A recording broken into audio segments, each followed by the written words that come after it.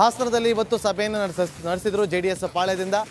ಆ ಸಭೆಯಲ್ಲಿ ಮಾಜಿ ಸಿಎಂ ಎಚ್.ಡಿ. ಕುಮಾರಸ್ವಾಮಿ ಅವರು ಮಾತನಾಡುವ ಸಂದರ್ಭದಲ್ಲಿ ಕಣ್ಣೀರನ್ನ ಹಾಕಿದ್ದಾರೆ.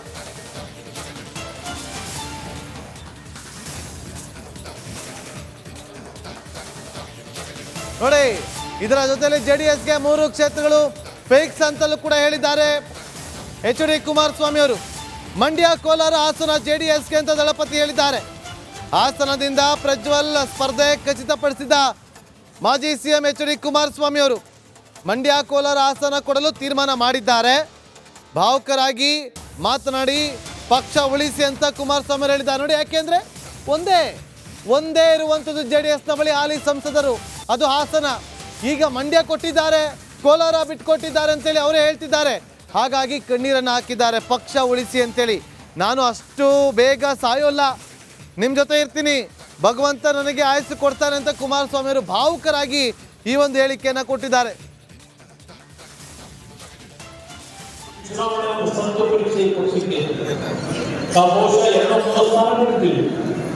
ಇದೊಂದು ಕ್ಷೇತ್ರ ಮಂಡ್ಯ ಮತ್ತು ಕೋಲಾರ ಬಂದು, ಇದೊಂದು ಕ್ಷೇತ್ರ ಮಂಡ್ಯ ಮತ್ತು ಕೋಲಾರ ಬಂದು, ಇದೊಂದು ಕ್ಷೇತ್ರ ಮಂಡ್ಯ ಮತ್ತು ಕೋಲಾರ ಬಂದು ಇವತ್ತು ಕೇಂದ್ರದಲ್ಲಿ ಕೊಡ್ತಕ್ಕಂಥ ನಿರ್ಧಾರ ಮಾಡಿದ್ದಾರೆ.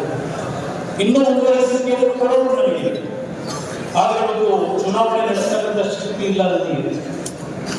15 ವರ್ಷಗಳ ಕಾಲ 2007 ಈ ಚುನಾವಣೆ ಒಂದು ಸಂತ ಪರೀಕ್ಷೆ ಕೊಡಿಸಿಕೆ ಬಹುಶಃ 2 ಸ್ಥಾನ ನೀಡ್ತೀವಿ. ಇದೊಂದು ಕ್ಷೇತ್ರ ಮಂಡ್ಯ ಮತ್ತು ಕೋಲಾರ ಬಂದು, ಇದೊಂದು ಕ್ಷೇತ್ರ ಮಂಡ್ಯ ಮತ್ತು ಕೋಲಾರ ಬಂದು, ಇದೊಂದು ಕ್ಷೇತ್ರ ಮಂಡ್ಯ ಮತ್ತು ಕೋಲಾರ ಬಂದು ಇವತ್ತು ಕೇಂದ್ರದಲ್ಲಿ ಕೊಡ್ತಕ್ಕಂಥ ನಿರ್ಧಾರ ಮಾಡಿದ್ದಾರೆ. ಇನ್ನೂ ಮುಂದುವರಿಸಲಿಕ್ಕೆ ಕೊಡೋದು ನಮಗೆ, ಆದರೆ ಒಂದು ಚುನಾವಣೆ ನಡೆಸತಕ್ಕಂಥ ಶಕ್ತಿ ಇಲ್ಲ ನನಗೆ. 15 ವರ್ಷಗಳ ಕಾಲ 2007 ಮತ್ತಷ್ಟು ಮಾಹಿತಿಯನ್ನು ಕೊಡೋದಕ್ಕೆ ನಮ್ಮ ಪೊಲಿಟಿಕಲ್ ಬ್ಯೂರೋ ಹೆಡ್ ಆಗಿರುವಂಥ ವಿಜಯ್ ಲೈವ್ನಲ್ಲಿ ಜಾಯ್ನ್ ಆಗಿದ್ದಾರೆ. ವಿಜಯ್, ಹಾಸನದಲ್ಲಿ ನಡೆಯುವಂಥ ಸಂದರ್ಭದಲ್ಲಿ ಸಭೆಯಲ್ಲಿ 3 ಕ್ಷೇತ್ರ ಬಿಟ್ಕೊಟ್ಟಿದ್ದಾರೆ ಅಂತೇಳಿ ಅವರು ಹೇಳಿಕೆಯನ್ನು ಕೊಟ್ಟಿದ್ದಾರೆ. ಹೌದಾ, 3 ಕ್ಷೇತ್ರ ಬಿಟ್ಕೊಟ್ಟಿದ್ದಾರೆ, ಚರ್ಚೆಗಳಂತೂ ಆಗ್ತಾ ಇದೆ. ವಿಜಯ್, ನಾಗೇಂದ್ರ ಬಾಬು, ಬಿಜೆಪಿ ಜೆಡಿಎಸ್ ಮೈತ್ರಿ ಸಂಬಂಧಪಟ್ಟಂತೆ ಈಗಾಗಲೇ ಕೂಡ 3 ಕ್ಷೇತ್ರ ಫೈನಲ್ ಆಗಿರುವಂಥದ್ದು, ಅಂತಿಮ ಆಗಿರುವಂಥದ್ದು. ಮುಂಚೆನೇ ಕೂಡ ರಿಪಬ್ಲಿಕನ್ನು ಬ್ರೇಕ್ ಮಾಡಿತ್ತು. ಈಗ ಖುದ್ದು ಮಾಜಿ ಸಿಎಂ ಎಚ್.ಡಿ. ಕುಮಾರಸ್ವಾಮಿ ಕೂಡ 3 ಕ್ಷೇತ್ರಗಳನ್ನು ಹೇಳಿರುವಂಥದ್ದು. ಆದರೆ ಹಾಸನ, ಮಂಡ್ಯ ಮತ್ತು ಕೋಲಾರ ಈ 3 ಲೋಕಸಭಾ ಕ್ಷೇತ್ರಗಳು ಜೆಡಿಎಸ್ಗೆ ಬಿಟ್ಕೊಡೋದಕ್ಕೆ ಬಿಜೆಪಿ ಹೈಕಮಾಂಡ್ ನಿರ್ಧಾರ ಮಾಡಿರುವಂಥದ್ದು, ಅಂತಿಮ ಕೂಡ ಆಗಿರುವಂಥದ್ದು. ಇನ್ನು ಅಂದರೆ ಬಹುತೇಕವಾಗಿ ನಾಳೆ ಅಥವಾ ನಾಡುದ್ದು ಇದು ಸಂಬಂಧಪಟ್ಟಂತೆ ಅಧಿಕೃತವಾಗಿ ಪ್ರಕಟ ಆಗುವಂಥ ಸಾಧ್ಯತೆ ಇದೆ.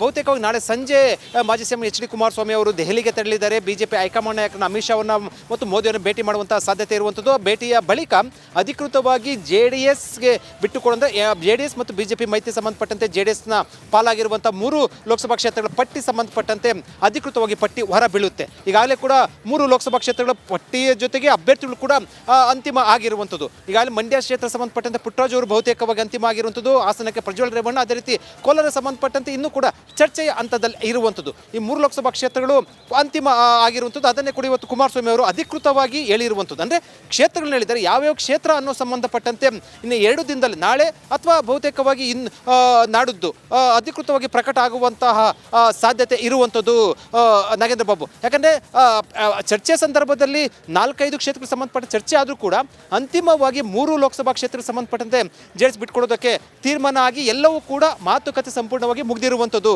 Nagendra Babu. Okay, thank you Vijay, ನಿಮ್ಮೆಲ್ಲ ಮಾಹಿತಿಗಾಗಿ.